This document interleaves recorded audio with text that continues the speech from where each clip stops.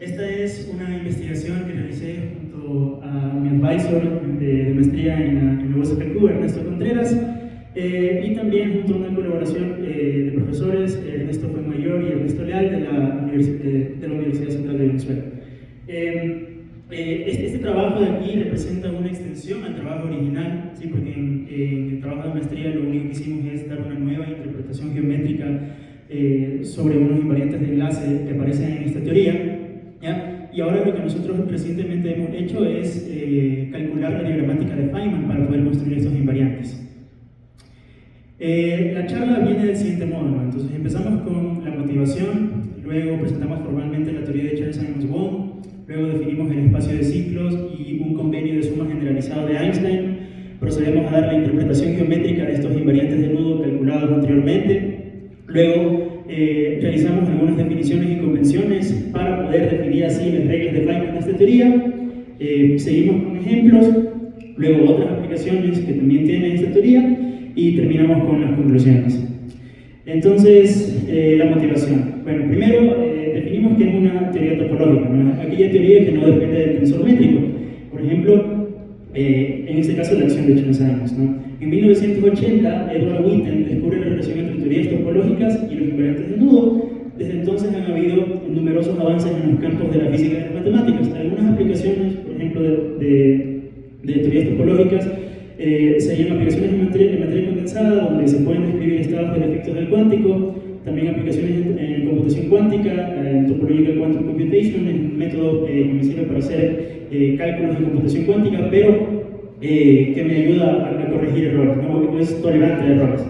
Y también aplicaciones en gravedad cuántica, ¿no? Pero aquí una pausa, es un approach distinto al que dijo Cristian, porque esto no es cuerdas, esto más tiene aplicaciones en la cuantización canónica de la gravedad. ¿Sí? Entonces, vamos ahora a describir formalmente la teoría de Chern-Simons-Wong no abeliana y la acción Shell. Entonces, la acción de Chern-Simons-Wong está dada por esta expresión en 1, donde la acción de Chern-Simons está aquí dada en 2, en una acción de SUN, ¿sí? Y la acción 3, la acción de interacción, corresponde a la interacción entre el campo de Chern-Simons con las partículas de carga cromoeléctrica, por ejemplo, como las que se tienen en QCD, ¿no? Recuerden que ninguno de estos dos términos depende en sí del tensor métrico, del espacio-tiempo donde estamos trabajando, por lo tanto, en combinación con la teoría de Chern-Simons-Wong sería una teoría topológica. Ya. Entonces, ahora, para resolver esta teoría, lo que nosotros hacemos es variar la acción, obtener las ecuaciones de movimiento y reemplazar estas ecuaciones de movimiento dentro de la acción para obtener la acción Shell. ¿Ya? Y dado que, por ejemplo, si nosotros asumimos que estas partículas de Wong tienen trayectorias ya dadas en el espacio-tiempo, y para este caso asumimos que son trayectorias cerradas en el espacio-tiempo, como esta acción es una acción topológica y la única característica topológica que se puede extraer de un conjunto de curvas cerradas en el espacio-tiempo es la forma en la que estas curvas están anudadas entre sí, enlazadas entre sí. Entonces, esto de aquí corresponde a un invariante de enlace. La cosa es que es complicado determinar qué invariante de enlace es, puesto que es complicado analizar todo este término como tal, ¿no? Entonces, lo que se hace, o lo que hicimos junto a Ernesto Contreras, es realizar una especie de método perturbativo similar a la teoría de perturbaciones que se hace en mecánica cuántica para poder descomponer la acción en Shell a distintos órdenes, ¿no? Nosotros aquí variamos respecto a este término lambda, ¿no es cierto? Donde la acción en Shell a orden P está dada por esta expresión en sí. ¿Sí? Este campo B, ¿no es cierto?, es una solución de esta ecuación diferencial aquí. Esta es la ecuación diferencial que se obtiene luego de hacer la expansión de estas corrientes. ¿Ya? Y, por ejemplo, si nosotros empezamos a analizar término a término la acción en Shell, obtenemos que, por ejemplo, para el término 0, esta expresión que nos describe el número de movimiento de Gauss, ¿no? O sea, cuántas veces una curva da vueltas sobre otra, ¿no? De manera orientada. Si estudiamos el caso de la acción en Shell a orden 1, lo que estaríamos describiendo es el enlace de los anillos borromeanos, los anillos que salen en las Olimpiadas, ¿no? De forma en la que estos están anudados entre sí. Donde estos objetos T y D se definen de esta manera, ¿sí? y este anticonmutador, ¿no?, de índices que tengo acá arriba, que utilicé en la definición anterior, ¿no? Estos objetos T, ¿sí? Bueno, el objeto T de un índice se le denomina factor de forma y lo que hace es capturarme un vector tangente a una curva en un punto dado. Se puede generalizar este factor de forma para poder capturar n vectores tangentes a una curva en un punto dado y está dado por esta expresión en 13, y esta expresión en 13 satisface las siguientes ligaduras, ¿no? 14 y 15, ¿sí?, que son las diferenciales algebraicas. A segundo orden, ¿sí?, lo que nosotros estamos describiendo es un invariante de nudo para un enlace de 4 componentes, ¿no? Aquí nosotros también utilizamos la definición de este objeto que aparece aquí en esta teoría, que está dado por la expresión 17, ¿no? 17 y 18. Aquí lo que quiero hacer es simplemente comparar todo este procedimiento de esta teoría, teoría topológica clásica, comparado con el procedimiento que se hace en QFT para poder, por ejemplo, obtener las amplitudes de transición de la matriz S, ¿no? Entonces, en ambas lo que hacemos es partir de un lagrangiano, y por ejemplo, en QFT, la parte libre lo que me produce es este proceso de condensación canónica. Acá, la parte libre, lo que yo tengo es las ecuaciones de movimiento para los campos A en la teoría de Chern-Simons.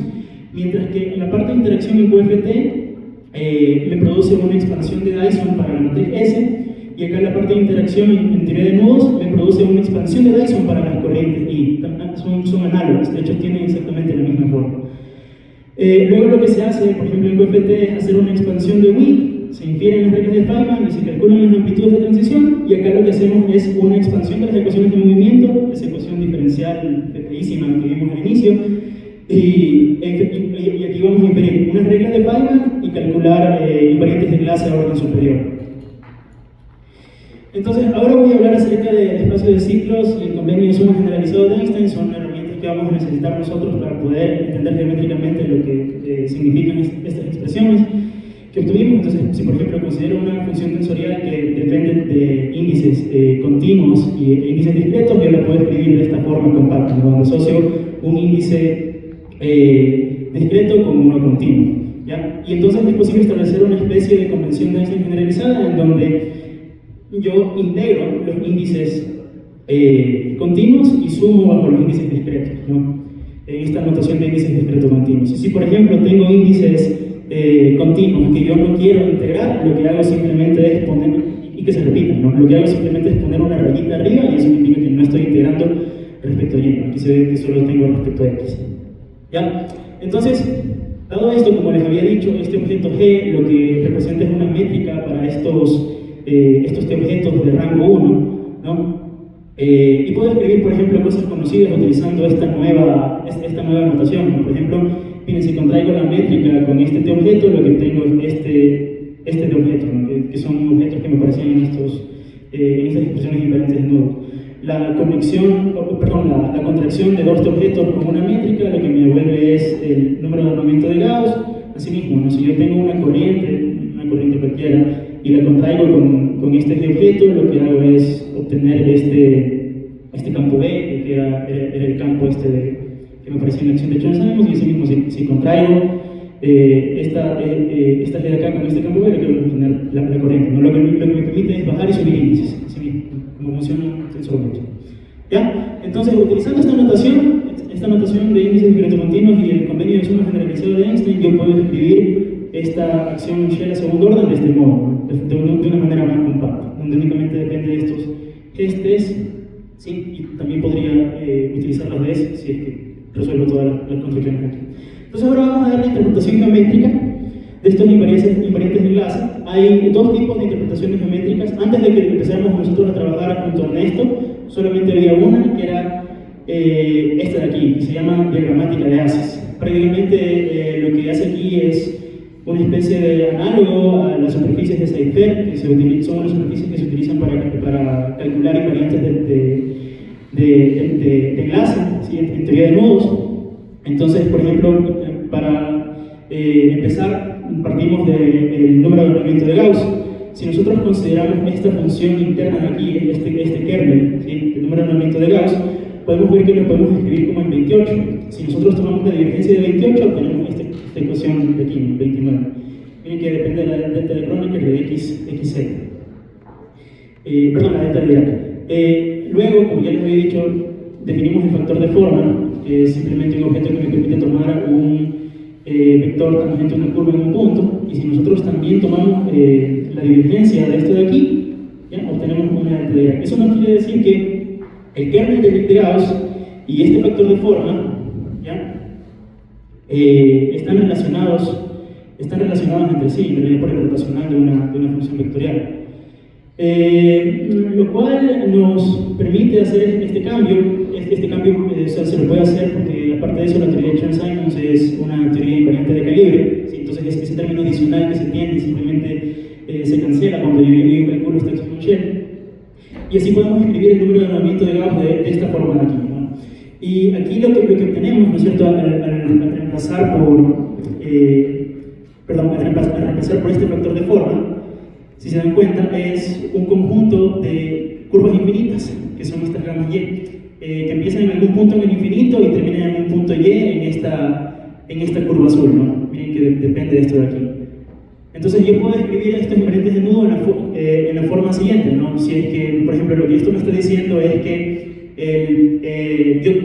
dos cuerditas en el espacio-tiempo están anudadas en el sentido del número de movimiento de Gauss, si es que el volumen que forman los vectores tangentes, por ejemplo, a la curva roja y a la curva azul, junto con los vectores tangentes a estos haces, forman un volumen no degenerado, ¿sí?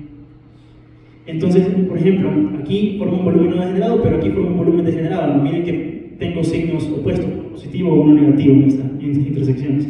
Entonces, esto de aquí no estaría prácticamente anudado. Esto de aquí se puede generalizar, de hecho, para analizar invariantes de nudo más complejos, como si ahora, por ejemplo, nosotros tomamos esta generalización del factor de forma y lo comparamos con este objeto, hacemos el mismo procedimiento de tomar la divergencia, nos vamos a dar cuenta que son equivalentes, ¿sí? Y, por ejemplo, esto de aquí me va a permitir analizar geométricamente el invariante de nudo, por ejemplo, este invariante de nudo correspondiente al enlace de 4 componentes. La cosa de este método de interpretación geométrica es que es complejo, el dibujo se mancha, es difícil, y tenemos todas estas integrales horribles que hay que ver porque hay condiciones que se deben de cumplir, ¿no?, entre los distintos vectores tangentes a estas curvas. Y se vuelve muy complicado a medida que nosotros vamos escalando en orden, ¿no? Es por eso que, junto con Ernesto, nosotros dimos lugar a esta nueva interpretación geométrica que le denominamos interpretación por integrales de superficie.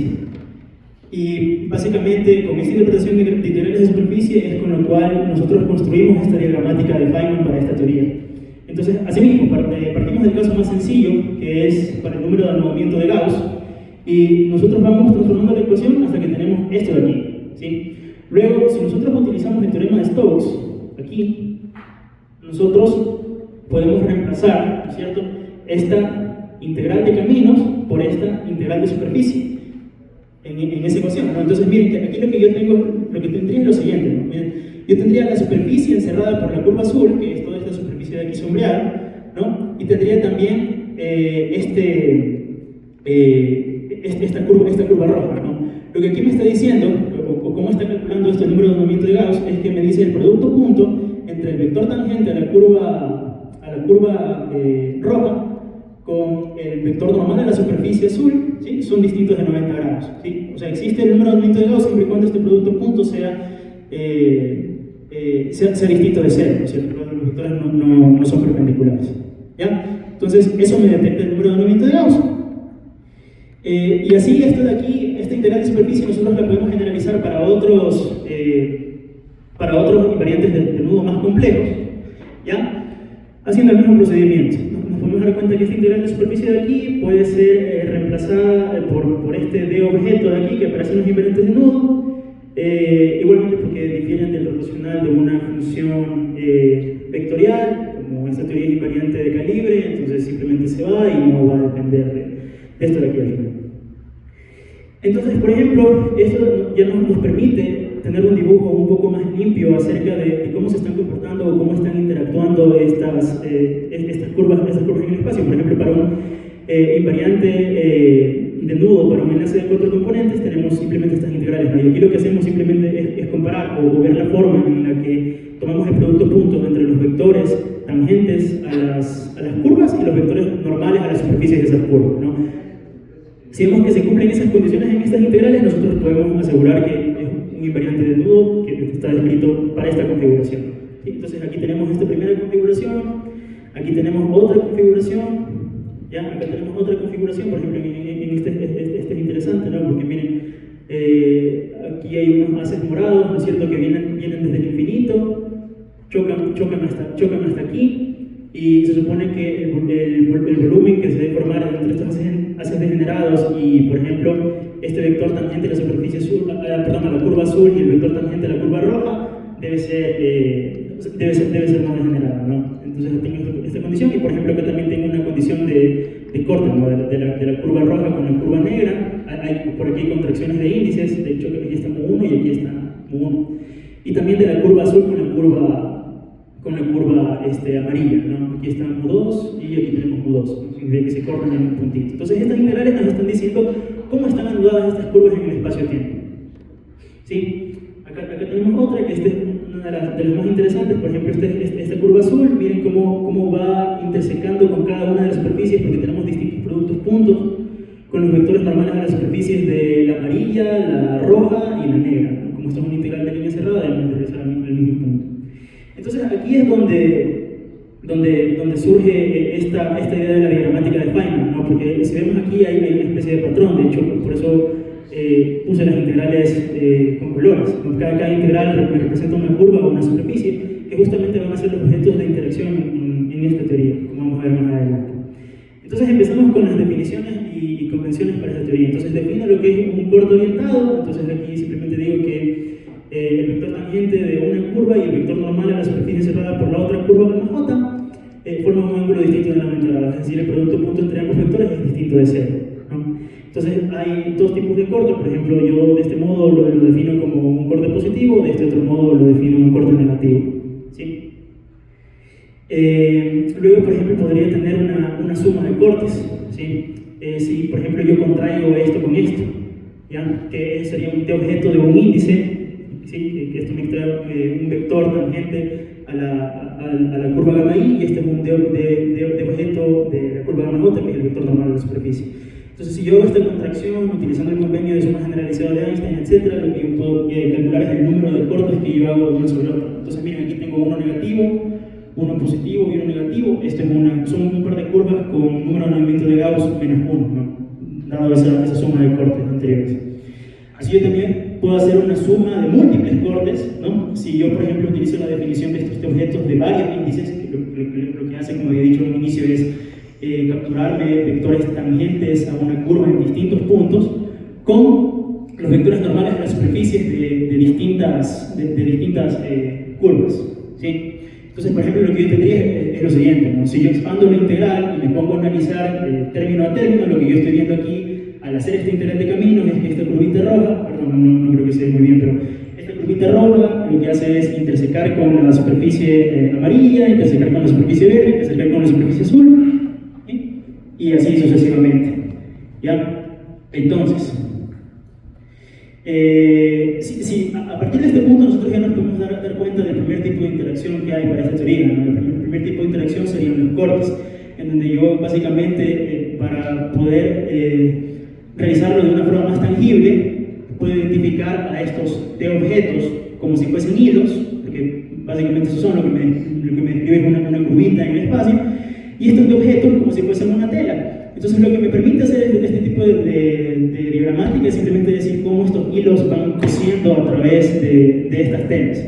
Esta es la primera interacción con los cortes. Luego hay una segunda interacción, le pusimos overlapping, creo que lo más cercano sería como superposición, como superponer algo, que es más o menos como un sonido intuitivo, puede ser como cuando uno se está atando los cordones, ¿no? Uno toma las agujetas, pone una sobre la otra, eso sería un overlapping, ¿no? Entonces hay distintos casos, ¿sí? Por ejemplo, yo puedo calcular el overlapping entre dos hilos, y ese overlapping está mediado por los G-objetos. ¿Sí? Los G-objetos, si por ejemplo miren aquí yo tengo una contracción de este hilo con este otro hilo, ¿ya? Eso me indica que hay una superposición de estos dos hilos. Si también tengo, por ejemplo, contracción de dos telas conectadas, a las cuales se le superpone un hilo, o de dos telas conectadas a las cuales se le superpone otra tela, etcétera, ¿no? Y por ejemplo aquí contracciones consecutivas, ¿no? Entre un hilo, una tela, un hilo, una tela, un hilo, o telas consecutivas, ¿sí? Entonces, por ejemplo, asimismo, la demostración de cada una de estas, lo que tenemos que hacer es reemplazar la forma integral que tiene cada uno de estos objetos, ¿sí? Y podemos ver aquí, por ejemplo, los objetos que están en morado son haces, que vienen desde el infinito y caen hasta ahí. Entonces, estos haces cortan con los vectores, ¿sí? Tangentes a la superficie tangentes a las curvas gamma j y gamma i. Entonces sabemos que están superpuestas entre sí, ¿sí? Asimismo, por ejemplo, en este caso, ¿no? Aquí yo tengo dos telas conectadas, ¿sí? En un extremo, a las cuales están superpuestas, o a las cuales se superponen, este hilo azul de aquí, ¿no? Aquí podemos ver cómo tranquilamente podemos girar este conjunto de telas alrededor de este hilo de acá, ¿no? O a su vez, esto de aquí, ¿no? Dos hilos superpuestos con una tela central, ¿ya? La cosa aquí, estos puntos suspensivos de aquí indican posibles contracciones, ¿no? O sea, estas son como las reglas básicas o las proposiciones básicas que me van a servir para yo poder construir estos invariantes de nudo. Yo podría contraerlos con más cosas. Entonces ahora si vienen las reglas de Feynman, es un conjunto de 7 reglas. Lo que esto me indica es que para esta teoría yo asigno T a un hilo, D a una tela, y aquí estoy hablando acerca de las interacciones posibles que pueden tener estos hilos y las telas, ¿no? Los hilos interaccionan consigo mismos únicamente con superposiciones, los hilos y las telas interaccionan mediante superposiciones o cortes, ¿sí? Las telas pueden interaccionar consigo mismos mediante superposiciones. Y el resto de reglas lo que me dice es cuántos números de hilos y telas aparecen en cada orden, cuántas superposiciones yo voy a tener a cada orden, ¿sí? Y el número de componentes independientes que yo voy a tener a cada orden. Entonces ahora sí, vamos con los ejemplos. Por ejemplo, si vamos para el orden cero, en el orden cero yo tengo dos partículas de Bohr interactuando, aplicando las reglas de Feynman, lo que yo voy a obtener es que existe un único T-objeto con un solo índice y que no hay G-objetos. Dado que existen dos partículas y los T-objetos, o sea, los hilos, solo pueden interaccionar consigo mismos mediante superposiciones, no puedo meter superposiciones aquí, entonces la única opción sería de que yo tenga una tela. Entonces, la única contracción posible a orden cero sería esta de aquí, ¿sí? Que justamente corresponde con el número de movimiento de Gauss. Si voy a orden 1, por ejemplo, aquí hay 3 partículas de Bohr interactuando, yo tengo un único objeto T que posee 2 índices y no hay G objetos presentes. Asimismo, aplicando el resto de reglas de Feynman, lo que yo obtengo es 3 telas intersecándose en un único punto o simplemente un hilo cosiendo a través de 2 telas. ¿Qué es lo que tendría acá? ¿Sí? No sé muy bien, pero aquí hay un hilo, ¿no? Que está cosiendo, tal vez en la siguiente. Si lo voy a orden 2, en este caso, existen 4 términos independientes, aparecen presencias de objetos que portan 2 y 3 índices y solo se presenta un único G objeto. Viendo todas las configuraciones posibles, lo que tendría son estas combinaciones de aquí, ¿no?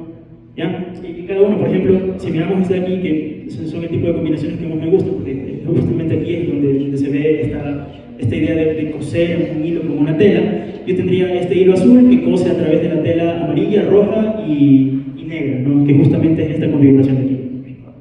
¿Ya? Y aquí yo no tuve que hacer ningún cálculo, ¿no? Cuando originalmente estudiamos estos invariantes de nudo, estos cálculos son altamente no triviales, porque a un nivel más complejo, o sea, realizar esta teoría perturbativa se vuelve muchísimo más difícil. Y como caso final, lo que nosotros hicimos es calcularlo a orden 3. A orden 3 oficialmente no estaba calculado ningún término, ¿sí? de esto de aquí. Y lo que yo hice fue inferir con las reglas de Feynman que ya estaban dadas. Entonces, infiriendo con este set de reglas, yo calculé 9 términos. ¿Sí? Y estos 9 términos están dibujados aquí. ¿Sí? Está el dibujito de cada uno de esos y cómo estos hilos se van cosiendo y se van superponiendo con estas telas. Resulta que, por curiosidad, yo me di la tarea de hacer todo el cálculo completo de esta acción perturbativa a orden 3, por muchísimas páginas, y los cálculos cuadran. Solamente hay 9 términos independientes para este orden de aquí. Ahora vamos a ver otras aplicaciones de esta teoría.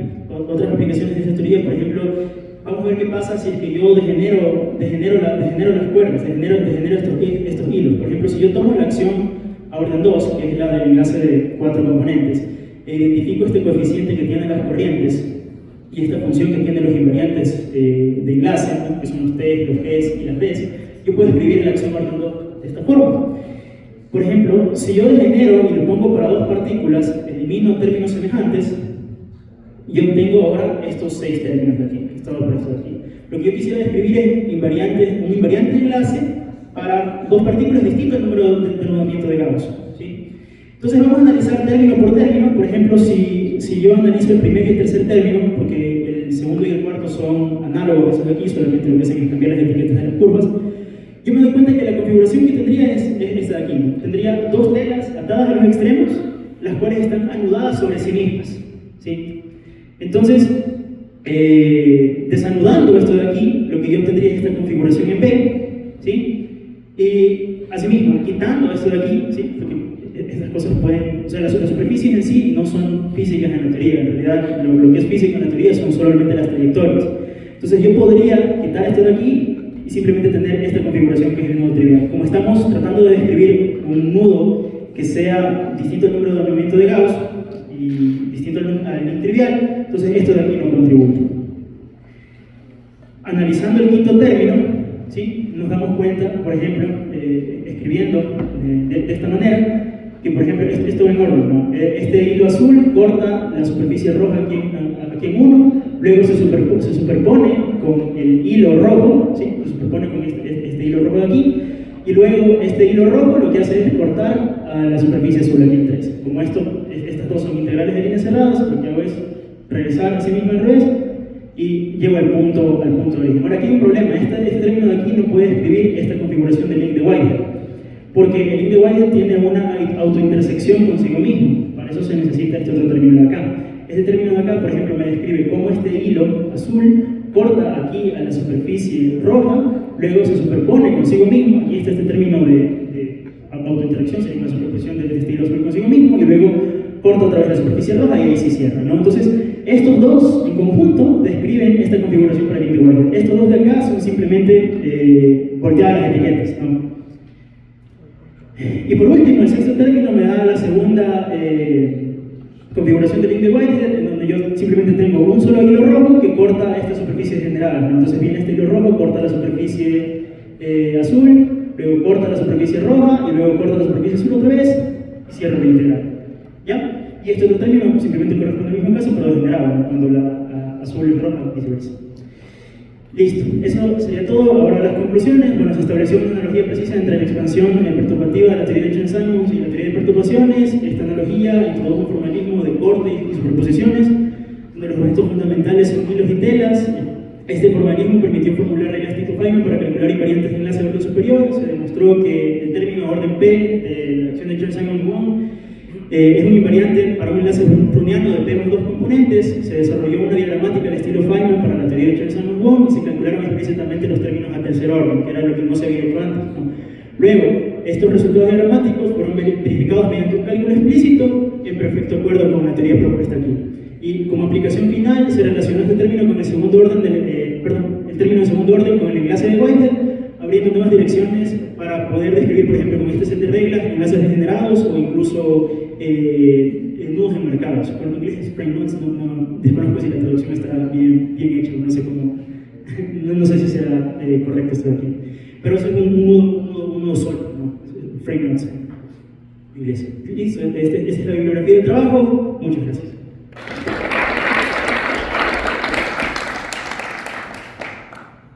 Muchas gracias a Marcelo por su entusiasta presentación. ¿Alguno tiene alguna pregunta que quiera dirigir? Oye, Marcelo, ¿has intentado descomponer el Trifold Dots? Eso justamente es lo que estábamos viendo, ¿no? Ver si, por ejemplo, el Trifold Node es un nudo marcado. ¿Sí? Entonces queríamos ver si es que como falta más estudiar, eso es una pregunta que quedó abierta justamente en esta investigación. Si es que este set de reglas me permite describir, por ejemplo, este tipo de nudos, ¿sí? Yo simplemente le doy una regla adicional, podría ser que esta cosa cuente para, en el caso en el que yo tenga una curva con autointeracciones, o sea que se pueda cortar consigo mismo, superponer consigo misma y ver si esto cuadra o no. ¿Y con los ejercicios de Klein también podría salir o no? Es lo que habría que ver. Aún no hemos montado en esa parte. Justo Y no hace falta geometrías rarísimas. No, solo en base a eso del sentido y el cálculo, o sea, esta teoría cuadra con el cálculo implícito. Ok, ¿alguna otra pregunta?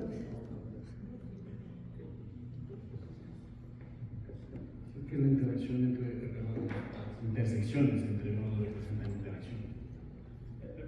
Las intersecciones entre los nodos representan interacción. Es que en el gráfico se ve tan claro, o sea, si tienes en 3 dimensiones, pues el overlapping queda así. Sí, exactamente. Pero si estás en 2 dimensiones, pues se cruzan directamente. Ajá, sí. El rato que se cruzan, o sea, en 2 dimensiones, vamos a ver sencillo, el rato que se cruzan es una interacción. Mi pregunta es, ¿qué significa, por ejemplo, que el número de Gauss es cero? Es decir, yo sé que es que los vectores tangentes estos forman 90 grados. Pero físicamente, o al menos dentro de la teoría, ¿qué significan ese tipo de cortes? O sea, las curvas no están, físicamente, que las curvas no están entrelazadas entre sí. O sea, yo podría armar toda la teoría así, y yo podría tener, o sea, digamos, una... Pero en 2 dimensiones, sí, no hay otra manera. En tres, sí. en tres, exactamente. Lo que pasa es que esto de aquí no está construido en 2 dimensiones, o sea, el espacio es tridimensional. No está hecho para 2 dimensiones. Ernesto tiene un paper de esto de aquí para o sea, ver proyecciones de los invariantes de nudo en superficies bidimensionales, pero no he explorado todavía ese camino. No podría responder. Pero hay. Es que a mí me parece mucho más sencillo hacerlo en 2 primero. Sí, porque todo el overlapping se desaparece, al final son 3 intersecciones entre cosas y te evitas solo las que forman 90 grados entre sus vectores, ¿no? Y se puede hacer. Es raro que haya empezado en 3 para el otro. Interesante. Ok, agradecemos a Marcelo por su presentación.